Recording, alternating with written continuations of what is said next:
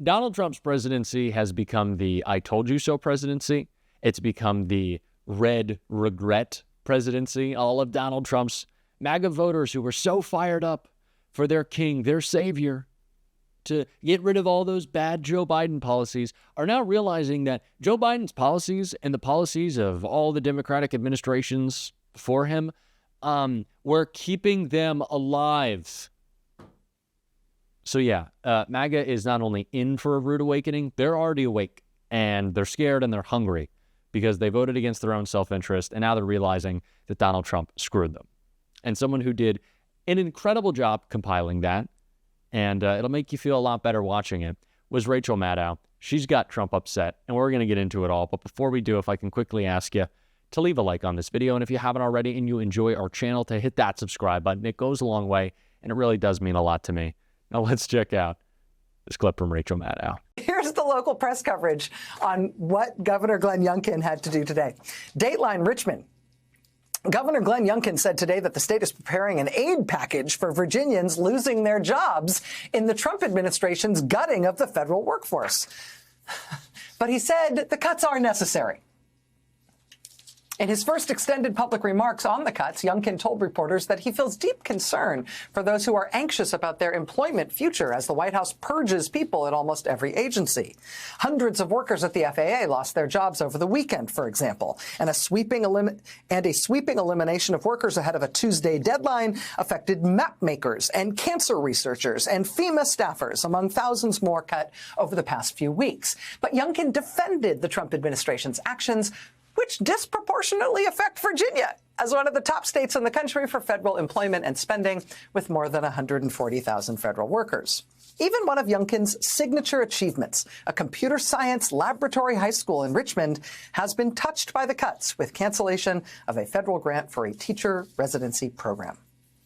The governor said he wanted it known that, quote, "We understand and we're here to help."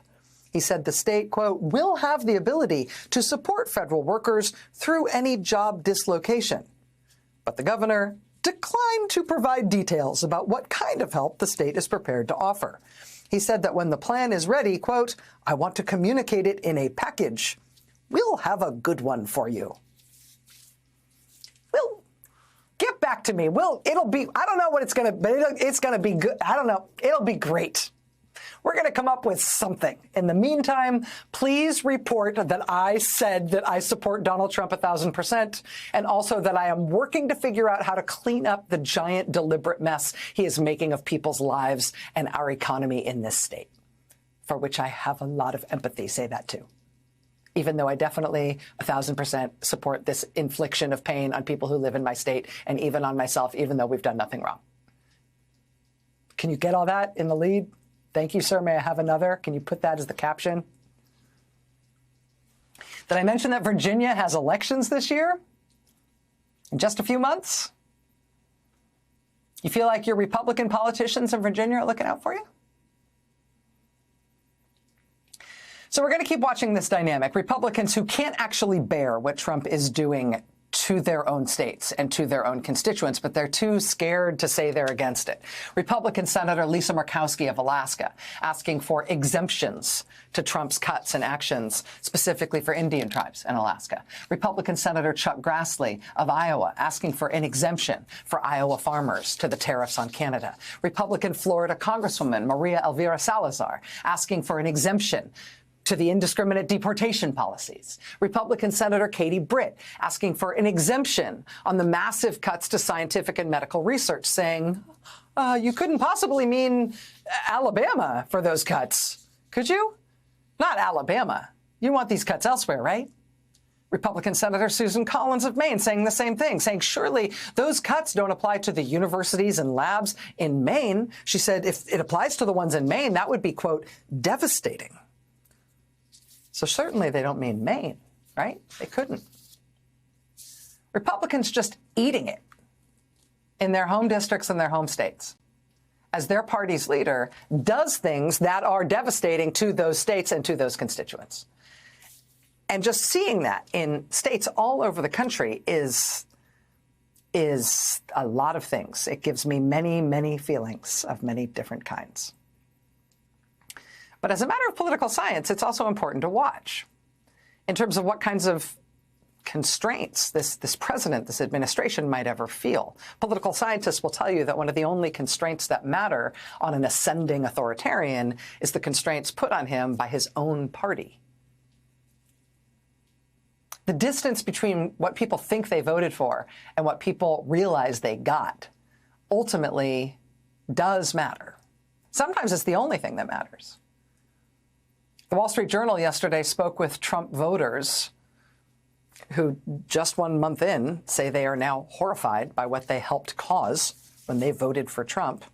Quote, Stacey White says she voted for President Trump because she wanted lower prices and to stop fentanyl from coming into the U.S.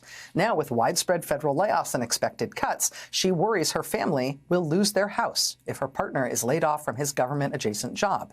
At the dialysis unit where she works, staff has started doing drills for what to do if Immigration and Customs Enforcement comes to deport their patients. Stacey said, quote, when we said safer borders, I thought he was thinking, let's stop the drugs from coming into the country. I didn't know he was going to start raiding places. She said she didn't believe he would actually follow through on some of the more hardline policies he touted during the campaign.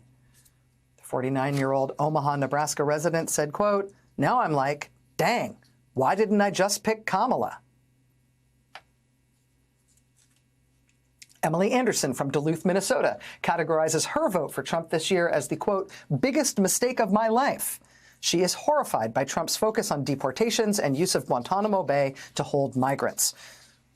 She says that Trump has been too focused on, quote, ridiculous, flashy moves such as banning paper straws and renaming the Gulf of Mexico the Gulf of America. Anderson's daughter is an Anderson's daughter's occupational therapist has stopped taking new patients over fears that the practice will have its federal funding dry up. Anderson said, quote, I feel so stupid, guilty, regretful. Embarrassed is a huge one. I'm absolutely embarrassed that I voted for Trump. So as long as we still have a political process, voters feeling that way, Trump voters feeling that way, Republican elected officials desperately seeking exemptions for their state from what Trump is doing to try to save their constituents from what Trump is doing, saying Trump's policies are bad if they apply in their state. Republicans finding Trump's actions and chaos and dysfunction not only damaging but indefensible, and they're being caught out at home, unable to defend the indefensible. If we still have a political process, that will matter in terms of what Trump can do and for how long. Sorry, MAGA. You kind of screwed yourself. You kind of messed things up. For you.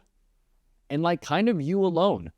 Red states rely on these programs the most. Trump voters are overwhelmingly affected by his policies in the worst possible ways. I love this meme that I'm seeing. It's someone's at the grocery store, they're buying eggs, or they're at the gas pump, just like any form of consumption. And it's like, oh, the thing you're buying, the cashier tells them, is 50% more expensive because somehow it took Donald Trump 4 weeks to wreck the economy. And they go, whoa, it's not more expensive because look at this on my phone. It says the Gulf of America right there. So eggs can't possibly be expensive. So Trump called it the Gulf of America. Oh, you're telling me fighting stupid culture wars that distract me from the actual class war does not make my job pay me more, or my groceries cheaper, or my labor more protected? It doesn't make billionaires pay their fair share. Oh, huh. Interesting. You fell for it, MAGA. You do it again and again. And they're actually falling for it in a new way, in a different way, with this whole attack on California and not wanting to support the wildfire response in LA, the rebuilding of Los Angeles, because, oh, it's a blue state. I'm annoyed with these people. But Jasmine Crockett did a great job calling all that out. In this same vein, I want to take a look. I mean, he went from being the dork that was jumping around on stage to allegedly being this amazing genius that's going to save this entire country, the country that he wasn't born in, and a country that maybe he doesn't agree with the idea of a democratic republic, considering the fact that he may have been more so on the side of apartheid. So, like, yeah, I am shocked. And I'm also shocked that MAGA, who is clearly a cult, would allow somebody else to come in and do anything. Now, what we've seen, though, is that Donald Trump's approval ratings still supposedly are kind of either going up or holding, while Elon Musk is falling, right? So you've got the pushback of Steve Bannon. Like, the fact that I agree with him on anything in life really has me like, oh, yeah, we really are in the upside down right now. So I do think that there will be more hate that ends up being spewed towards him once people start to really wake up and realize, like, wait a minute, so you're telling me that I don't have any Social Security so that you could get an extra $1 billion, $2 billion, $3 billion in government contracts from my tax dollars, and or end up saving money on your taxes because you don't want to pay them, and I can't even find a job because we're headed towards a recession. That's what I want people to understand. I don't mean to be gloom and doom, but when you have somebody that is firing people from the 15th largest employer in the world, which is the federal government, and then when you are saying, let's kick out these amazing people that have actually contributed to our country in the form of building our homes, as you're complaining about the cost of homes. When you're talking about people that are going and working the farms, as you're complaining about the cost of food, as you're getting rid of people that are working on bird flu, and you're like, oopsie, didn't realize that's what you were doing. We are living with this incompetent administration that is literally driving us to a recession at warp speed. And all I can say is hold on to your money and make sure that you have a way to make money even if you lose your job, because there are people that believe that, oh, I don't work for the federal government, so I'm fine. But that's not the case. We just saw the Southwest Airlines did the biggest layoff that they have ever done in its entire existence. We continue to see private industries laying off. So many private companies rely on federal dollars.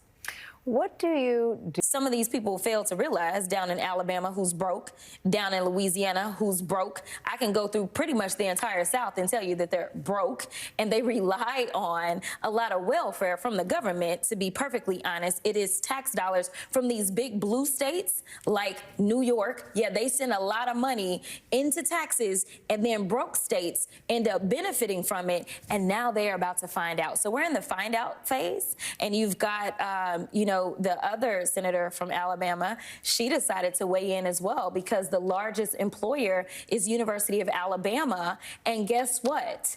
They decided that they were going to cut all the research dollars. So research takes place at universities. I have said it's hard to feel sorry for these people. I just don't. Jasmine Crockett's right. She's spot on. I clapped for her in the last video. We're doing it again. I love you, Jasmine Crockett. Best. Please, you're keeping us all sane, speaking the truth. Please keep doing it. And we're going to keep playing it on this show. And if you want to support that, as always, you can hit that subscribe button. You can leave a like on this video. And if you stuck around to the end, you can drop a blue heart in the comments. Until next time, I'll see you soon.